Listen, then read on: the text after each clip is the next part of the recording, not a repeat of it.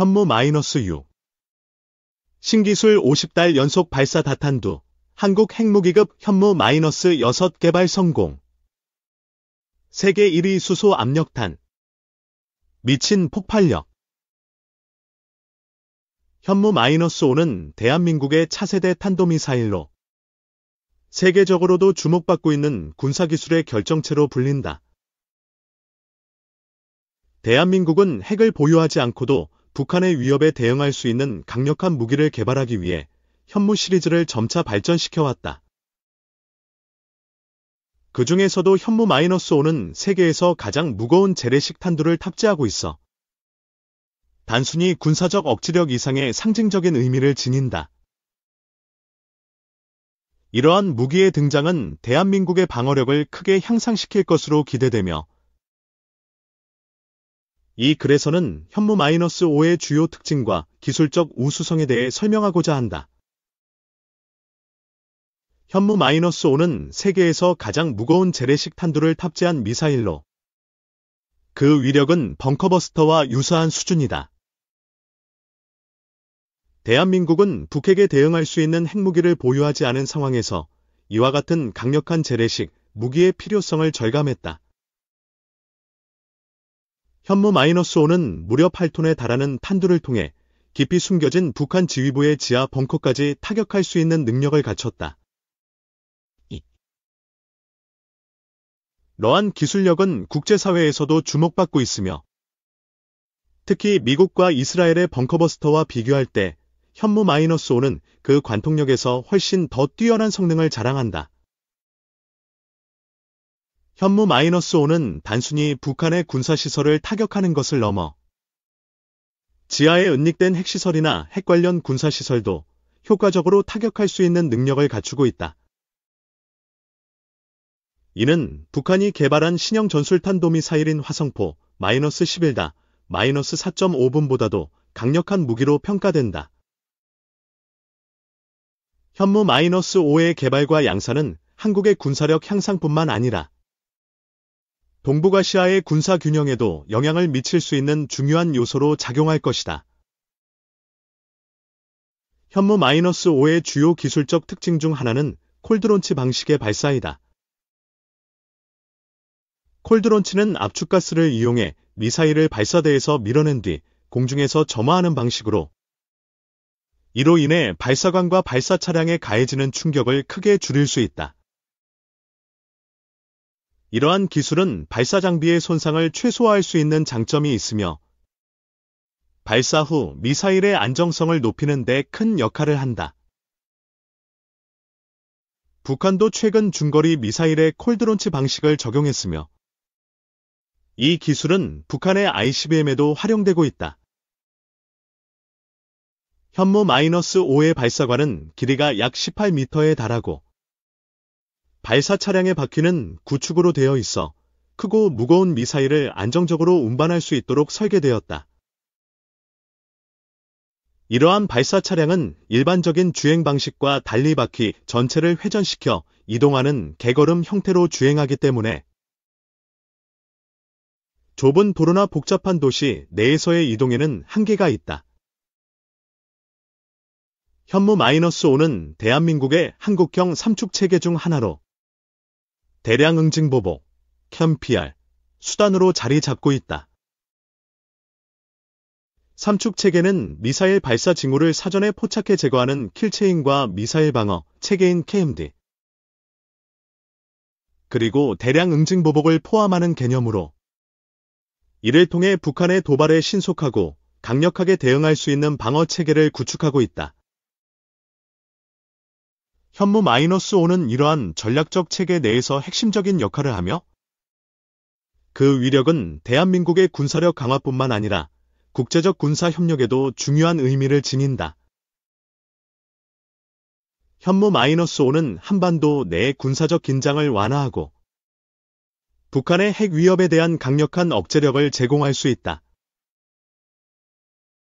특히 현무-5의 양산과 배치는 대한민국이 국제적으로도 군사적 자립성을 강화하는 중요한 계기로 작용할 것이다. 이로 인해 대한민국은 동북아시아의 평화와 안정을 위한 중요한 역할을 담당하게 될 것이다. 현무 -5의 등장은 동북아시아뿐만 아니라 국제적인 안보 환경에도 큰 변화를 가져올 수 있다. 대한민국은 오랜 시간 동안 미국과의 동맹을 통해 군사적 방어체계를 구축해왔으나 현무 -5와 같은 자국의 고유한 군사기술을 통해 독자적인 방어 능력을 갖추게 되었다. 이는 국제적으로도 큰 관심을 불러일으키고 있으며 다른 국가들 역시 대한민국의 군사력 강화에 주목하고 있다. 특히 북한, 중국, 일본 등 주변국들은 현무 -5의 개발에 큰 관심을 보이고 있으며 이러한 군사적 변동은 동북아시아의 군사 균형에도 영향을 미칠 수 있다. 북한은 자신들의 군사적 위협에 대응하기 위해 더욱 강력한 무기 개발을 추진할 가능성이 높으며 이는 동북아시아 내 군비 경쟁의 가속화를 불러올 수 있다. 하지만 현무 -5의 개발과 배치는 대한민국이 주변국의 위협에 적극적으로 대응할 수 있는 능력을 갖추게 되었음을 의미하며 이를 통해 동북아시아 내 안보 균형을 유지할 수 있는 중요한 요소로 작용할 것이다. 현무 -5는 재래식 무기 중에서도 세계적으로 가장 강력한 무기 중 하나로 평가받고 있다. 그 위력은 기존의 벙커버스터를 뛰어넘으며 지하 벙커나 강화된 군사시설을 초토화할 수 있는 능력을 갖추고 있다. 이러한 군사적 잠재력은 대한민국의 방어력 강화뿐만 아니라 동북아시아의 군사적 균형에도 중요한 역할을 할 것이다. 현무 -5는 또한 대한민국의 군사력 현대화의 일환으로 개발된 무기이며 이는 한국의 군사적 자립성을 강화하는 중요한 계기가 될 것이다. 대한민국은 현무 -5의 개발을 통해 국제적인 군사기술 경쟁에서 중요한 위치를 차지하게 될 것이며 이를 통해 국가 안보와 방어 능력을 더욱 강화할 수 있을 것이다. 북한은 현무 -5에 대응하여 오늘도 오물풍선을 보내고 있다. 우크라이나 자금 지원 두고 아수라장된 유럽 의원들 노래 고성 다툼. 9일 현지 시간 프랑스 스트라스부르 유럽의회 회의장에 벼랑간 노랫소리가 울려 퍼졌다. 소란을 일으킨 건 유럽 성향 의원 수십 명. 이들은 유럽연합, EU, 순회의장국인 헝가리의 극우 성향 오르반 빅토르 총리가 이날 우크라이나 군사 지원 중단을 주장하자 이탈리아의 파시즘 민중가요 벨라 차오를 부르며 격하게 항의했다. 이에 다른 극우 의원들이 거세게 반발하면서 회의장은 아수라장이 됐다. 이 같은 유럽의회 소동은 최근 EU의 분열상을 단적으로 보여주는 것으로 평가된다. 우크라이나 군사 지원이나 이주민 문제 등을 놓고 극단 대치를 이어가던 유럽 구성원들이 급기야 유럽의회 회의장에서 고성까지 지르며 대립한 사건이었기 때문이다. 특히 지난 7월 헝가리가 EU 순회의장국을 맡은 뒤 갈등은 더 적나라하게 표출되고 있다고 한다. 영국 가디언은 유럽의회 회의는 통상 특별한 사건이 일어나지 않는 조용한 행사였다며 이제는 개인적인 모욕이 나오는 시끄러운 회의로 변했다고 지적했다.